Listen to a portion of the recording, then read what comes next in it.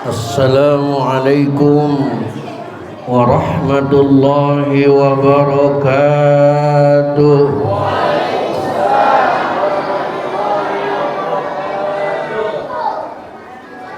Daun salam di pinggir sumur, daun kecapi dimakan ulat.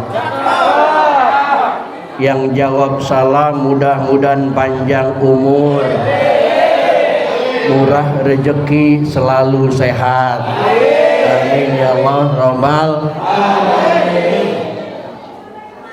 Assalamualaikum warahmatullahi wabarakatuh.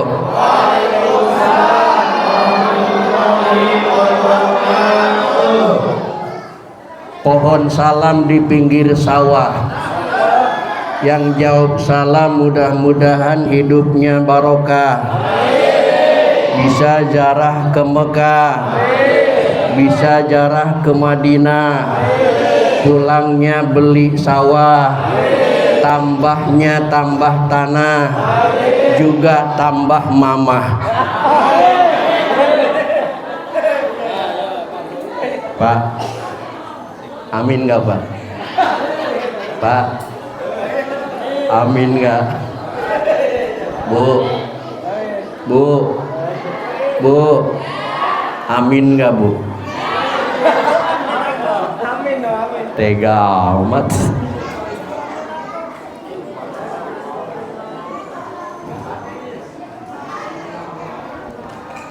Daun salam si daun manggis, daun duren, daun rambutan. Itulah nama daun-daunan.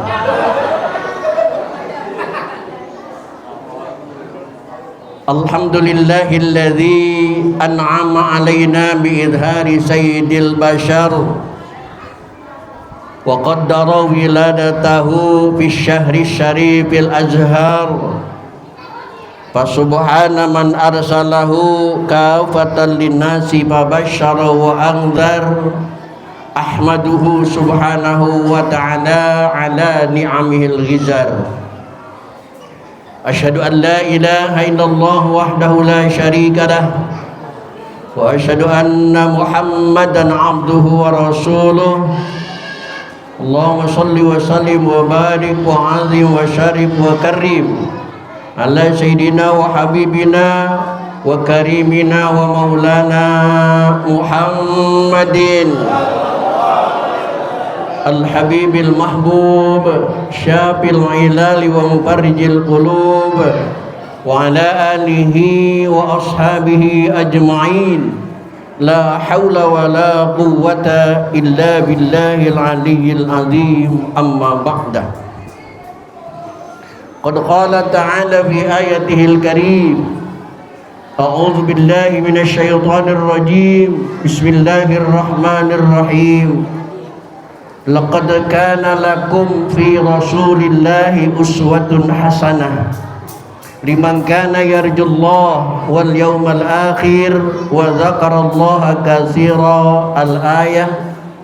Walidzalika qala Rasulullah Muhammad sallallahu alaihi wa alihi wasallam, innama bu'istu liutammima makarimal akhlaq. Al-hadis. Sadaqallahul azim wa sadaqa rasuluhun nabiyul habibul karim wa nahnu ala dzalika minasyahidin wasyakirin walhamdulillahi rabbil alamin. Ma'asyiral muslimin, bapak-bapak dan ibu-ibu, segenap panitia pelaksana peringatan Maulid Nabi besar Muhammad sallallahu alaihi wasallam yang telah sekian meriah, masya Allah.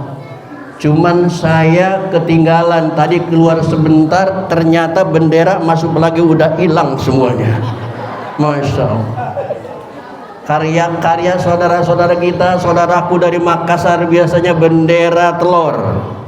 Saya pikir saya kebagian tadi satu, ternyata masya Allah, jangankan saya MC, cuman bengong aja dari luar. Kenapa bengong? Bingung melihat jamaah. Tapi itulah kreasi kita, itulah bahagia kita. Di dalam surat Yunus ayat 58 Allah mengatakan, qul bi fadlillahi wa bi rahmatihi falyafrahu. Dengan kelahiran Nabi Muhammad kita berhak bahagia karena akan selamat dunia dan akhirat. Amin ya Allah ya Rabbal.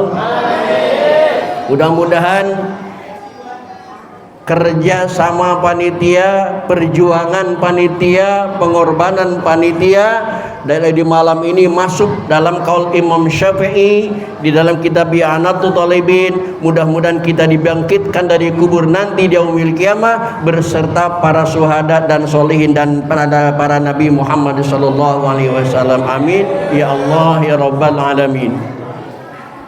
Ibu RW yang saya hormati, saya baru ngelihat ternyata ada Ibu RW juga. Qori kita Ustaz Zahidi. Tadi MC nyebutnya Ustaz Junaidi Zahidi ini. Junaidi ketua masjid, ini qorinya Ustaz Zahidi. Yang baca rawi tadi adalah Ustaz Nasrullah. Mudah-mudahan para ustaz dan para kesepuhan yang hadir terutama pada malam ini diberikan rahmat dan maghfirah oleh Allah Subhanahu wa taala. Diberikan panjang umur, sehat walafiat, dan kita juga akan mendapatkan syafaat yang besar, syafaatul uzma dari Nabi Muhammad sallallahu alaihi wasallam. Saudara-saudaraku, para tokoh masyarakat, pini sepuh dan kesepuhan, terutama jamaah Masjid Jami Al Hidayah yang sudah bertahun-tahun pembangunan belum juga selesai. Mudah-mudahan dengan barokahnya Maulid Nabi besar Muhammad sallallahu alaihi wasallam, pembangunan ini cepat diselesaikan oleh Allah Subhanahu wa taala. Amin ya Allah ya Rabbal alamin. Puji serta syukur mari kita panjatkan kehadirat Allah Subhanahu wa taala. Salawat beserta salam mari kita terus sanjungkan kehadiran Rasulullah Muhammad sallallahu alaihi wasallam. Hadirin rahimakumullah. Malam ini saya tidak ingin membahas bid'ah terlalu panjang. Walaupun umat Islam di dunia terutama di Indonesia, kita Ahlus Sunnah wal Jamaah setiap tahun mengadakan peringatan Maulid Nabi besar Muhammad sallallahu alaihi wasallam. Tapi ternyata sampai sekarang, sampai saiki, sampai hari ini masih ada yang mengatasnamakan umat Islam menganggap Maulid itu sesuatu yang bid'ah dolalah katanya. Padahal di dalam sebuah kitab dinyatakan seorang manusia kafir jahiliyah yang sudah diponis oleh Allah Subhanahu wa taala untuk masuk neraka dalam surat Al-Lahab. Bismillahirrahmanirrahim. Tabbat yada abi lahabin wa tabba. Abu Lahab yang sudah jelas-jelas diponis akan dimasukkan ke dalam neraka oleh Allah Subhanahu wa taala. Di dalam sebuah kitab dinyatakan setiap hari Senin Abu Lahab dimerdekakan dari siksanya oleh Allah Subhanahu wa taala karena Abu Lahab pernah merasa berbahagia dengan lahirnya baginda Nabi besar Muhammad sallallahu alaihi wasallam. Kalau Abu Lahab saja diperdekakan oleh Allah dari neraka, apalagi orang-orang Muara Baru yang sangat cinta kepada Rasulullah sallallahu alaihi wasallam dan setiap tahun memperingati Maulid Nabi besar Muhammad sallallahu alaihi wasallam. Itu pertanda cinta kita kepada Rasulullah Muhammad sallallahu alaihi wasallam. Insyaallah kita akan diselamatkan oleh Allah Subhanahu wa taala. Hadirin kaum muslimin rahimakumullah. Dan ternyata bagi mereka yang menganggap Maulid itu bid'ah, Rajaban itu bid'ah, tahlilan itu bid'ah, di setiap momen saya ceramah, di setiap momen saya ngisi acara di Muara Baru, kurang lebih sudah 33 tahun saya hidup di Muara Baru. Saya tantang mereka untuk datang ke rumah saya untuk berdebat soal bid'ah. Kalau hadis kullu bid'atin dhalalah, tapi sampai sekarang tidak ada yang berani datang ke rumah saya karena mungkin mereka ketakutan terhadap dalil saya. Karena mereka tidak ngaji mantek, karena mereka tidak ngaji Sulamul Munawwarah. Di dalam kitab Sulamul Munawwarah, kullu bid'atin, kul itu terbagi dua, ada kul majmu, ada kul jami'. Nah, di dalam kullu bid'atin dhalalah ini bukan kul jami' tetapi kul majmu. Apa artinya kul majmu? Bihaisu yakhruju fardun min afradihi syai'un, ada juz yang keluar dari hukum tersebut. Kecuali kullu nafsin dha'iqatul maut. Kalau kullu nafsin dha'iqatul maut itu baru kulnya kul jami'. Artinya kullu nafsin, setiap jiwa, dha'iqatul maut, pasti akan mengalami faktanya semua kita akan mati, betul? Yang kaya mati apa enggak? Pejabat mati apa enggak? Raja-raja, orang kaya, kiai,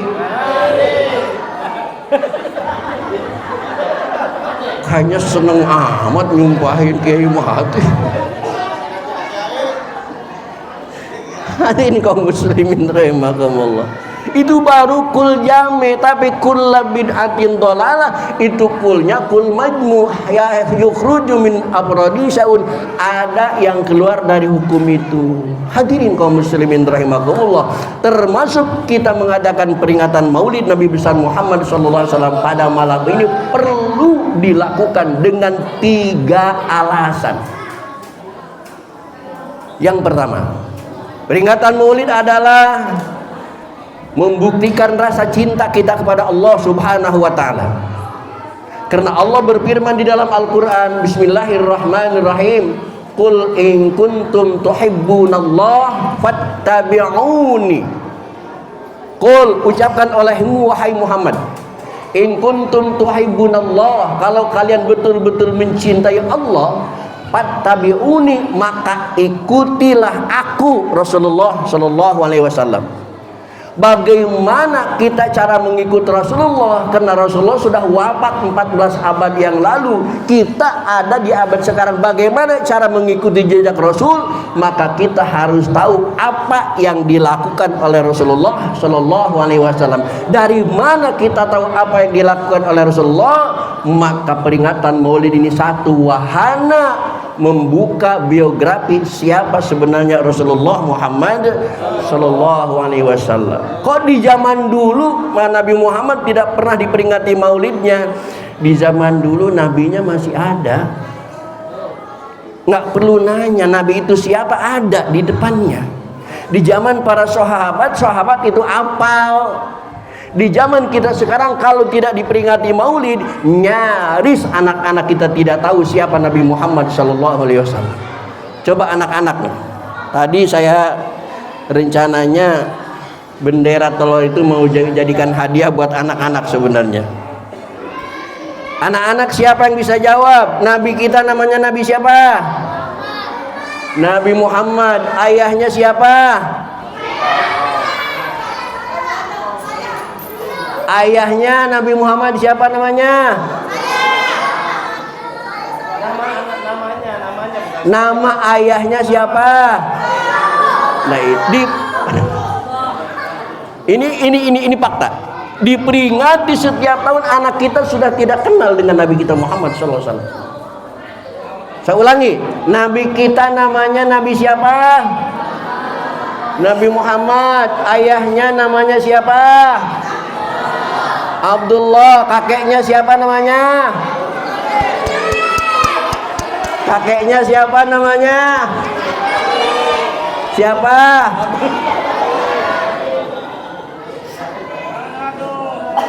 Hadirin kaum muslimin rahimahumullah. Dilahirkannya tanggal berapa? Tanggal 22. Nggak kedengeran ya? Jawabannya salah apa benar itu? Dilahirkan tanggal berapa? 12. Hari apa? Hari Senin. Tahun apa?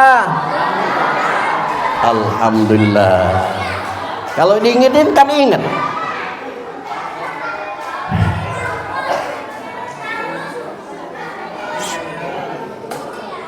Mau tahu Nabi Muhammad rahasianya kenapa dilahirkan hari Senin? Kenapa harus tanggal 12? Kenapa harus bulan Maulid, bulan Rabiul Awal? Mau dengar? Mau tahu? Tahu aja, mau tahu banget? Simak baik-baik ya, jarang yang menjelaskan ini. Nabi Muhammad SAW dilahirkan hari Isnin atau hari Senin. Senin itu di dalam kalender Hijriah, dalam kalender Islam adalah hari yang kedua. Hari yang pertama Ahad, diambil kalimat wahidun. Hari yang kedua Isnaini, disebut hari Senin. Kenapa dilahirkan hari yang kedua? Karena dalam akidah kita umat Islam, Nabi Muhammad adalah nomor yang kedua setelah Allah Subhanahu wa ta'ala. Coba kita cek puji. Puji kita diawali dengan kalimat la ilaha illallah. Selanjutnya apa? Yang kedua, Muhammadur Rasulullah. Bahkan syahadat ada dua, ada syahadat tauhid, ada syahadat Rasul. Yang pertama syahadat tauhid, asyhadu an la ilaha illallah. Yang kedua syahadat Rasul, wa asyhadu anna. Di hati kita mestinya Nabi Muhammad menjadi nomor kedua setelah Allah Subhanahu. Bukan istri, bukan suami, tetapi Nabi. Ini kalau bapak-bapak, yang kedua istrinya. Nabinya nomor berapa? Kalau ibu-ibu sih yang kedua duit. Suami nggak begitu ngaruh dalam kehidupan ibu-ibu. Maka percaya atau tidak bapak, di zaman medsos sekarang ini saya sering baca di share medsos, media sosial. Bagi ibu-ibu punya suami muda atau tua nggak masalah, nggak ngaruh, yang penting banyak. Betul, betul Bu. Jawab jujur.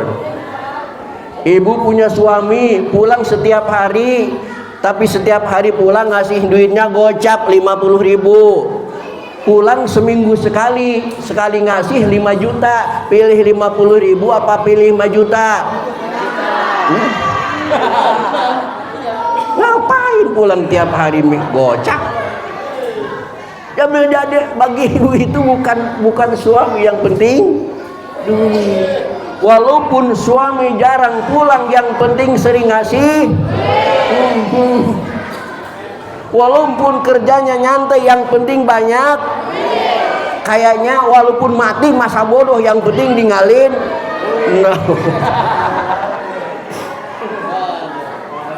Hadirin kaum muslimin rahimakumullah. Bagi umat Islam, Muhammad adalah nomor yang kedua setelah Allah Subhanahu wa taala. Nabi Muhammad sallallahu alaihi wasallam, maka Nabi Muhammad dilahirkan hari Senin, hari yang kedua.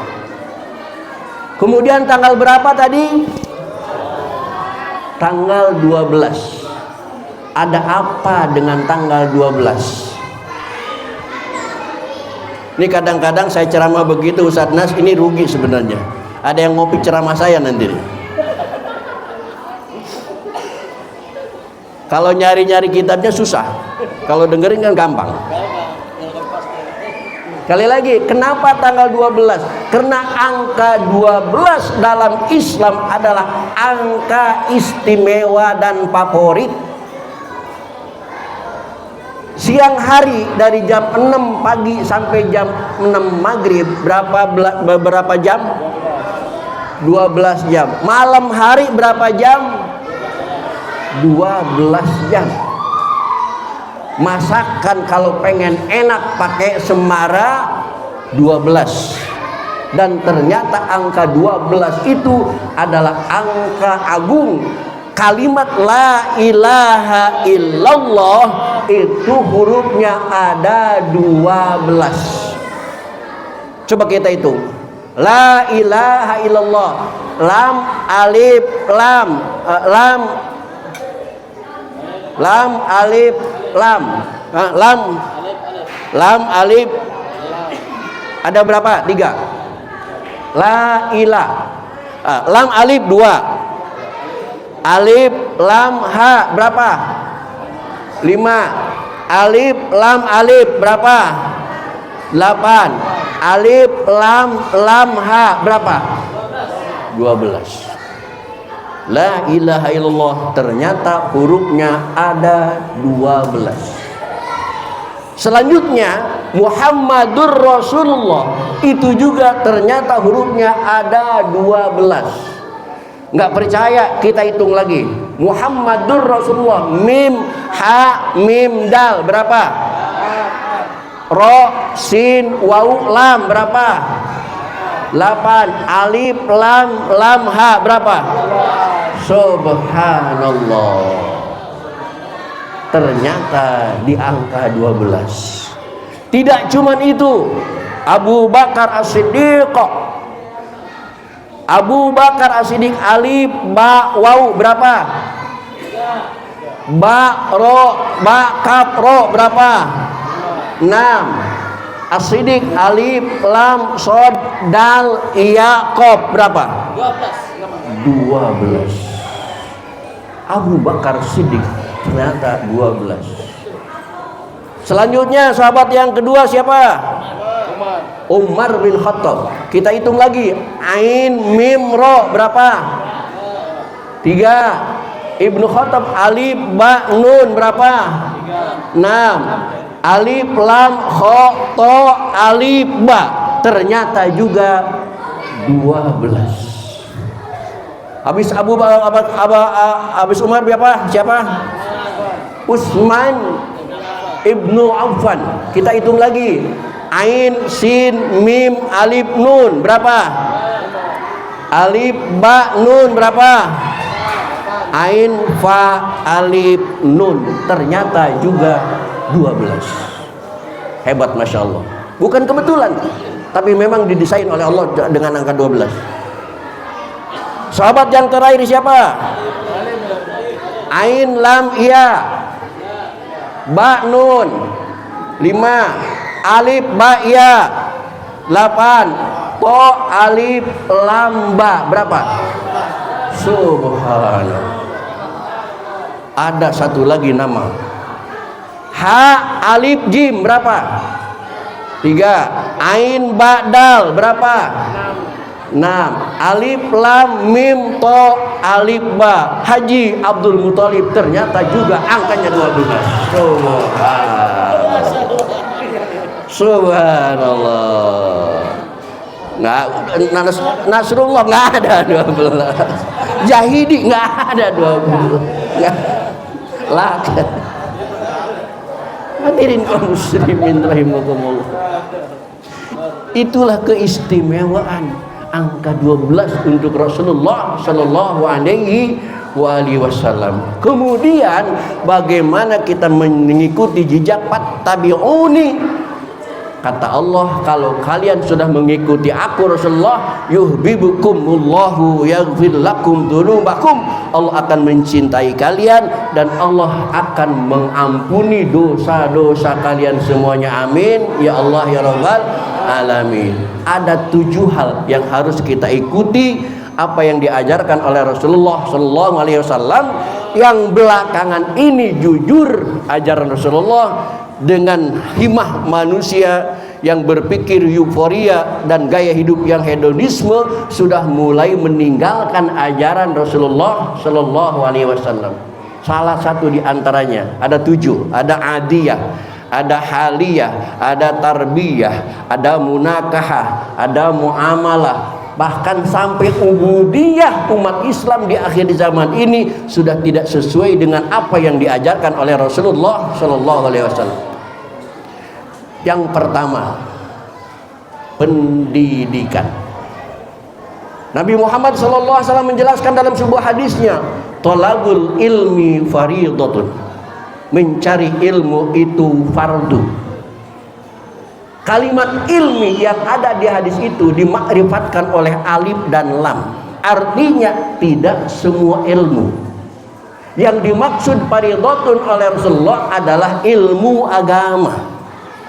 Kalau ilmu agama lebih utama dari yang lainnya, bahkan dari ibadah itu sendiri, ilmu lebih utama. Maka dalam sebuah kitab fikih dikatakan as-sholatu fardun, as-saumu fardun, zakat fardun, ibadah haji fardun. Tapi thalabul ilmi tidak cuman fardun tetapi fardhatun, fardu banget. Ilmu apa? Ilmu agama. Tapi belakangan ini animo masyarakat sudah jauh dari apa yang diajarkan oleh Rasulullah, karena ternyata anak-anak kita lebih banyak mengejar ilmu umum daripada ilmu agama. Dan kita sebagai orang tuanya kadang-kadang sering mengakali menganaktirikan pendidikan agama. Hadirin kaum muslimin rahimakumullah, coba kita renungi. Kita punya anak sekolah di SMP swasta. Di SMP swasta itu bayarnya per bulan berapa? 600. Pulang sekolah les bahasa Inggris per bulan berapa? 1 juta lebih. Habis les bahasa Inggris, les komputer berapa? 500. Habis les komputer, les bahasa Mandarin berapa?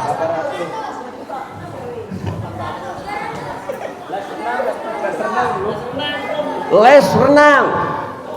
Artinya kalau kali satu les itu 500, 6 kali les sudah 3 juta. SMP-nya 500, 3.500.000 kita keluarkan dana demi pendidikan anak kita, meraih pendidikan umum. Belum lagi ongkos pulangnya, belum lagi ongkos ojeknya, belum lagi jajannya. Jutaan kita keluarkan dana untuk anak kita, betul? Tapi untuk belajar ngaji di ustadz setempat per bulan bayarannya berapa? 100. Allah. Bayaran ngaji di ustadz tempat sebulan 10.000. Betul? Itu pun kadang-kadang nunggak nggak 3 bulan nggak bayar-bayar. Ini jujur aja, ini jujur aja. Untung aja ustadz diberikan panjang umur, sehat walafiat oleh Allah Subhanahu wa Ta'ala. Bayangin 3 bulan nggak dibayar, makan apa ustadz? Hadirin kaum muslimin rahimahullah. Kita lagi bicara bener nih. Lagi bicara hak. Coba pikirkan, untuk pendidikan umum 1 bulan 5 juta, untuk belajar ngaji 1 bulan 10.000, nunggak 6 bulan. Padahal kita ini akan mati apa enggak, Pak? Bu, kita mau mati apa enggak? Bayangkan setelah kita mati nanti, badan kita sudah membujur kaku menjadi jenazah, anak kita nangis di samping kita, setelah nangis capek dia bacakan doa untuk kita, yang didoakan untuk kita, yang dibaca doanya apa hasil les bahasa Inggris? Apa hasil les komputer? Apa hasil les renang? Apa yang dibaca? Minimal surat Al-Fatihah, maksimal surat Yasin, yang itu sebenarnya yang manfaat yang diajarkan oleh ustadz setempat, bayarannya 10.000 per bulan, nunggaknya 6 bulan gak dibayar-bayar. Ini sebenarnya yang manfaat. Hadirin kaum muslimin, kita jujur aja. Dan ketika anak bapak gagal, SMP cuman sampai kelas 2, SMA cuman sampai kelas 2, tidak dapat ijazah, kira-kira di masyarakat gunanya untuk apa? nyaris tidak ada gunanya di masyarakat. Tapi kalau kita belajar ilmu agama di pesantren 6 tahun, nggak sampai 6 tahun, kelas 2 SMA 5 tahun jebol, kena nggak ada biaya, 5 tahun di pesantren, di masyarakat berguna apa enggak? Insya Allah. Dan ternyata pendidikan agama itulah yang manfaat dunia dan akhirat. Seandainya anak bapak dan ibu sukses pun sampai jadi sarjana S1, S2, S3, S-teler, tapi kalau dalam hatinya tidak ada agamanya, tidak mungkin membuat kebahagiaan kepada kedua orang tuanya. Nauzubillah min. Banyak sekarang buktinya. Orang-orang desa masuk ke Muara Baru, kerja di pelelangan, masuk ke Jakarta, lihat usaha, ikut usaha, 3 tahun sukses. Rumahnya bertingkat, kendaraannya mengkilat, uangnya berlipat, istrinya jumlahnya 4. Kenapa rasa sudah sukses? Dipanggillah emaknya ke kampung, dipanggillah ibunya ke kampung, didatangkan ke Jakarta, hidup bersama anaknya di rumah tangga anaknya. Ternyata karena di dalam hati anaknya tidak ada agama, ibu yang dulu melahirkannya, ibu yang dulu mengandungnya, ibu yang dulu menyusuinya, hidup di rumah tangga anaknya setelah sukses, ternyata ibunya tidak dihormati, tidak dimuliakan sebagaimana layaknya seorang ibu, tapi malah jadikan pembantu di rumah tangga anaknya sendiri. Betul? Nauzubillah. Bahkan itu sudah termasuk tanda-tanda kiamat. Padahal semua kita lahir dari emak, semua kita lahir dari ibu. Maka para suami jangan ngelunjak sama istrinya, karena istri itu adalah tercipta dari tulang rusuk, bukan dari tulang kepala. Makanya jangan terlalu disanjung. Kalau perempuan terlalu disanjung, biasanya gede laga, gede tingkah. Coba buktikan. Bapak nongkrong di pinggir jalan, ada cewek emak-emak yang lewat, ih pantatnya Mbah Henol, tambah begini nih jalannya. Disebutkan pantatnya Mbah Henol tambah begini di jalan. Perempuan tidak bisa disanjung karena tercipta dari tulang rusuk. Dan juga haknya perempuan jangan diinjak-injak karena tidak tercipta dari tulang kaki. Perempuan tercipta dari tulang rusuk, artinya samakan dengan kita.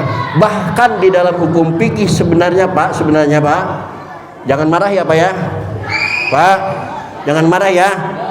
Ibu berbahagia Bu, jangan marah Pak. Ini lagi ngaji. Sebenarnya tugas di rumah tangga itu sebenarnya tugas suami Pak, bukan tugas istri. Nah baru nyambut tuh, betul. Masak itu tugas suami Pak, bukan tugas istri. Tanya anak-anak saya, istri saya sampai sekarang tidak pernah masak.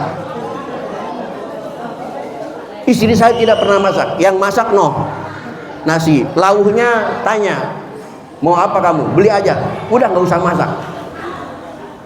Karena masak tugas suami, nyuci juga tugas suami.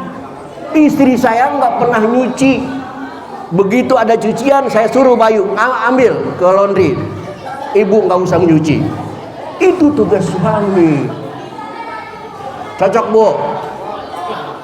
Masak tugas, nyuci tugas, ngurus rumah tugas. Nah tadi ngepel anak-anak, tugas mana? Kedua suami. Ibu itu tugasnya cuma 2, taat kepada Allah, nurut kepada suami, itu aja. Apalah taat kepada Allah, nurut kepada. Kalau suami lagi capek nyuruh nyuci, ibu harus mau nyuci.